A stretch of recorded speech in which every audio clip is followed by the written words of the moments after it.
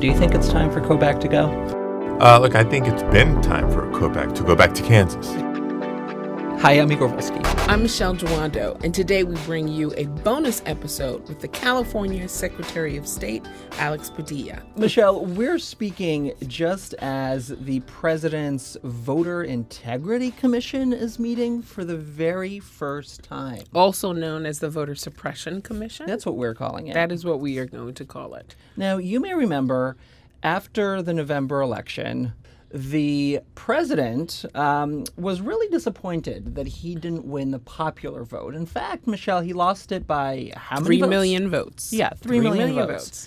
And so he started tweeting out about how he lost the popular vote only because there was all of this quote-unquote voter fraud happening all across the country, and that 3 million either fake voters or people who voted twice or dead voters voted for Hillary and not for him.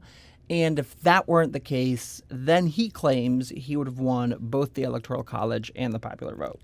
And subsequent to that conversation, he then introduced, as one of his very first acts, an executive order that would establish a commission. And very quickly, we knew what type of commission this would be. You had 3 individuals that he placed on the commission that had a history of voter suppression and intimidation. Kris Kobach, who's Secretary of State in Kansas, currently running for governor of Kansas, but led the way on ideas like in proof of citizenship requirements in order to register to vote. So what does that mean for you and I? That means you have to bring your passport in addition to a number of other forms of ID in order to register to vote. A number of courts have shut that down and said that that was unconstitutional. Ken Blackwell, who in 2004, there was an issue around provisional ballots in the state of Ohio. At the time, Ken Blackwell was the Secretary of State.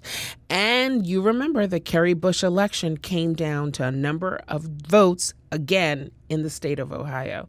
And last but definitely not least, Hans von Spakovsky, who has a storied career in the Department of Justice of moving to figure out ways to suppress and intimidate votes and voters, almost exclusively of people of color, young people, marginalized communities all across the country. We know what conclusions this commission is seeking to build. Today was their first meeting, but we know what they want to say. Michele, and we know what's driving and what's behind these voter suppression efforts. We've talked about here on the show the great demographic shift in this country and the struggle of conservative politicians to adapt to those changes. And as I see it, they have 2 different approaches. One is to say we will change our policies to appeal to those individuals so that they vote for us, and we bring those folks into our party and our ideas and our policies, and we'll get buy-in from them. And the second is to suppress those voices from voting. And that's exactly what those 3 leaders on the commission are now doing. We also know, because these policies were implemented on the state level, what their impact is. So you talked about increasing the bar for what kind of documents you need when you go to the voting booth. That disproportionately impacts people of color, and that's not an accident. So, for instance, nearly 9% of voting age African Americans, that's around 2 million people, lack access to birth certificates and passports, compared with 5.5% of white Americans. And so it has a real impact on who's able to cast a ballot. So in many ways, this tactic of voter suppression is as old as the Republic itself. When we think about the kind of history of this country and we think about advances in opening up the franchise, whether it was allowing blacks in this country to vote or women and gaining suffrage rights through the suffrage movement, there's always then been an equally engaged action on the opposite side to constrain those rights, right? So when you think about the civil rights movement and the access points of trying to get rid of vestiges of Jim Crow, like literacy tests and poll taxes, you then find that on the same hand, you see we're going to put in place polling, or we're going to reduce the polling locations in your community. We're going to make it extremely difficult for you to register to vote. We are going to make it, we're going to restrict the times and the dates and the places. We see barrier after barrier. Some people would like to believe that this isn't about race, this isn't about access. But Igor, I fundamentally believe that instead of thinking about ways to increase participation, the United States has one of the lowest rates of voter participation of any industrialized nation in the world. Instead of thinking about how you open up access, we have people in this country who have decided that if you are brown, if you are black, if you are young, if you are a woman in certain parts of the country, we're not really interested in you participating in this franchise. And so we're going to ID and think about ways. You have dicta from cases that say legislators are targeting voters, African-American voters, with almost surgical precision to try to keep them away from the polls. That's our country. The good news is that states are leading the way in pushing back against this voter suppression commission. We saw a bipartisan group of states, some 40 states, say, no, we're not going to send you this information that you're requesting. And at the same time, they're also adopting policies that would expand access to the franchise. These are states like Oregon with automatic voter registration, but also California. And our guest today, the Secretary of State, Alex Padilla, has led the charge on both of those fronts. Thank you so much for joining us. Of course. As you know, in the last couple of days, Democrats have started calling for the removal of Kris Kobach from this Voter Integrity Commission, saying that he's using the commission to further his own campaign in Kansas. Where do you fall on that? Do you think it's time for Kobach to go? Look, I think it's been time for Kobach to go back to Kansas, not just because of how he's clearly using this commission and the issues, and frankly using the White House to try to advance his own career, but because he's the worst qualified person to lead up this commission. Yeah, why is that? There's no impartiality. There's no open-mindedness here on the issues. He's got a long track record, a decades-long documented track record of voter suppression.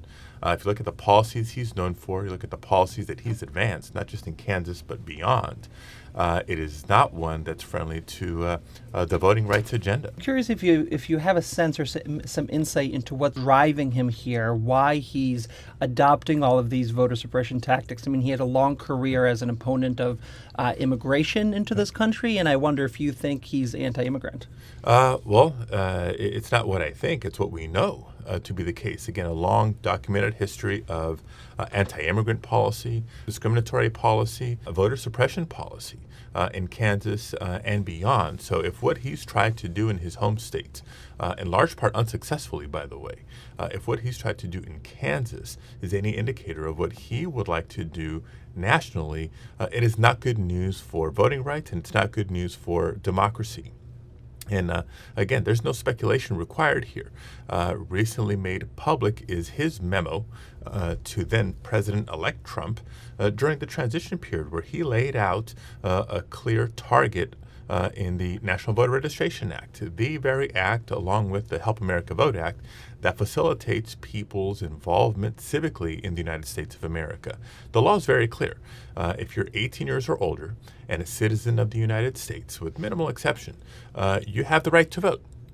And there should be unfettered access to becoming a registered voter, unfettered access to the ballot box. And actually, it is federal law known as the NVRA that requires government to facilitate people's civic participation without any unnecessary barriers. But what we've seen in the last several years, particularly since the Shelby v. Holder decision by the Supreme Court, is anything but that. The state after state moving forward with very creatively written voter ID laws, for example, the reduction or elimination in some states of early voting opportunities. It's in the complete opposite direction of the spirit and the intent of NVRA. Now, Kobach's mission and the Trump administration's mission is to undo the NVRA and roll back the clock on voting rights. Secretary Padilla, I started my career as a baby voting rights lawyer, looking for plaintiffs, right, to bring suits, particularly in states like Ohio, where you saw significant challenges. This is the early 2000s. Right. The piece that I often think about is we live in a country where there is a lack of engagement and a lack of participation in our democracy. We don't have the type of participation numbers that you see in other similarly situated countries. And yet we have this American inclination to try to stop as many people as possible from getting to the polls. What do you think is that disconnect for us? I don't think there's this American-driven action to keep people from the polls, right? That's not American values. Our American values, for those of us who believe in things like the Constitution and the premise of our fundamental democracy, is that we're all created equal. We all deserve a right to express our political voice through our vote.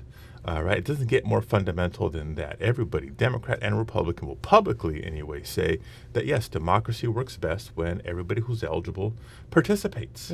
We don't have a problem of massive voter fraud in the country or too many people voting. We have the opposite problem of not enough people participating who are eligible. There have been studies. There have been investigations. There have been previous commissions, and they all find the same thing.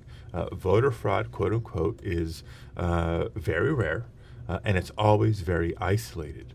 Yet the policies that those who fan the flames of concerns about voter fraud, whether it's in the form of voter ID or reduction of early voting opportunities or even how you purge voter rolls, have the net effect of disenfranchising a heck of a lot more eligible American citizens than anybody who may not be eligible to vote. That's the net effect, and it's been proven time and again.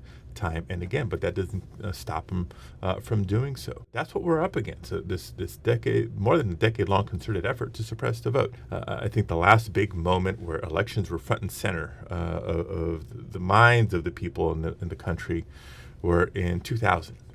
We all remember Florida, Bush v. Gore, butterfly ballots, hanging chads. Pat Buchanan. And what happened then? Congress acted on a bipartisan basis in the wake of that and passed, number one, the Help America Vote Act, also known as Motor Voter, because that's when it became federal law to afford people an opportunity to register to vote when they're at the DMV, make it seamless for people. And in that act was also monies appropriated to states to modernize our voting systems, our voting equipment, so that we wouldn't be embarrassed like we were in Florida. The other historical piece here is, it's not lost on me that we're just past the 50-year mark of the Federal Voting Rights Act. That's right. Which, when it was enacted, was again with the intent of extending the franchise to anybody and everybody who was eligible. We may no longer live in the days of poll taxes or literacy tests and other artificial barriers to the ballot box for eligible American citizens. But we are living in an age where, yes, creative purging of voter rolls or the voter ID laws, which are written in a way, a couple of examples. One, in some states, your gun permit counts as a voter ID to get into the ballot booth. But your state university issued ID does not. That is not a coincidence. That is not a coincidence. Or take the state of Alabama, where no sooner they pass a voter ID law that they say does not discriminate whatsoever, than they proceed to close the DMV offices. That's right. In the counties with the highest percentage of African American population. Coincidence? I think not. What keeps you up at night? We're talking about the sham commission, what we know is the fraud, the myth of voter impersonation. But we do know 39 states were hacked by Russian hackers in this last election. Our intelligence agencies continue to look at that. Part of your responsibility as Secretary of State is also, what do you do with this aging infrastructure that we have and these outdated voting machines? What do you do to kind of allay that fear that may keep you up, that there were intrusions and they may be again? Right. So here's what I think about. And if this commission or anybody else was genuine about wanting to improve the integrity of elections and the election experience, the voting experience in America, here's the real things that we ought to focus on. Number one, acknowledge, recognize, and act on the Russian interference in our elections last year. The intelligence community, for starters, is unanimous in their conclusions. There's a report sitting on the president's desk, yet he continues to deny, and ignore. And the danger here is not just what did or didn't happen in 2016, but every day that goes by that the Russian interference in our elections is unresponded to is one day less that we have to prepare for the 2018 elections and 2020 elections and beyond. So stop investigating American citizens and start investigating the Russians is number one. Number two, if they were genuine about wanting to improve how elections are run in the United States of America, let's look at the prior commission report. There's an Elections Administration Commission set up in 2012, true bipartisan entity with respected election experts on both sides of the aisle. Unanimous process, unanimous conclusions, unanimous recommendations, including we need to fund new voting systems. Because the last time there was a significant investment in voting systems in our country was after Florida 2000. So that was 15 years ago. And whatever machines were purchased 15 years ago were clearly based on now 20-year-old technology. Some of it's starting to fail. It's at or beyond life expectancy. There's counties in California that now turn to eBay for replacement parts. That's not a good thing. If Congress and the president wanted to help states buttress our elections and election security, they can put that funding out to states yet again. Another thing they can do is instead of eliminate the EAC, the Elections Assistance Commission, they ought to not just extend it, but fortify it and give them additional resources. Given what we know happened in 2016, we need the EAC now more than ever, yet House Republicans seem to be hell-bent on eliminating the EAC. And last but not least, the fourth item on the agenda here is to restore the Voting Rights Act.